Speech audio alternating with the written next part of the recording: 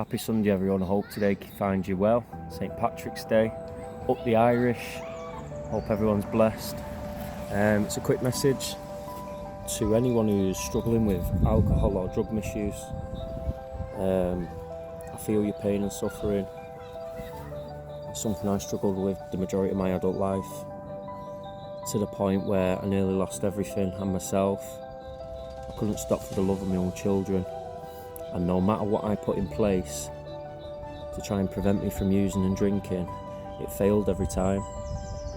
And if that sounds like you, then I'm here to say there's a way out. There's a different approach to stopping yourself from drinking and sniffing or whatever your poison is.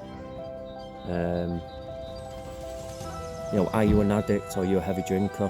That's something you really need to get to grips with and understand, because if you are an addict like me, there are certain things that you must do in order to overcome the addiction, whatever poison it is that's ruining your life.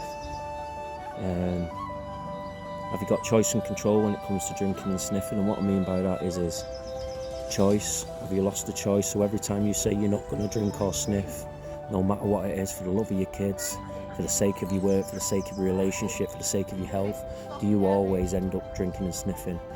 And every time you take a little bit, do you have little or no control on how much you take afterwards? Do you always say to yourself, I'm only having half a bag or a bag, and then it ends up 3 and 4, and you've been doing that for years? If that's the case, then you're probably like me. And in my experience, it's only a spiritual solution. The action of 12 steps and building a relationship with God, a God of your understanding, a higher power. And believe me when I say this, it's one of the hardest things I've ever had to do, but the most satisfying, refreshing. I'm living my best life. My kids have got their dad back. I'm actually, a conscientious, law-abiding citizen today.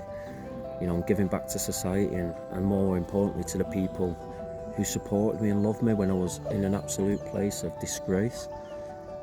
So a bit of hope to anyone who's back from a relapse or is struggling. You don't ever have to take a drink or a drug again, and you can live your best life and be as happy as you can.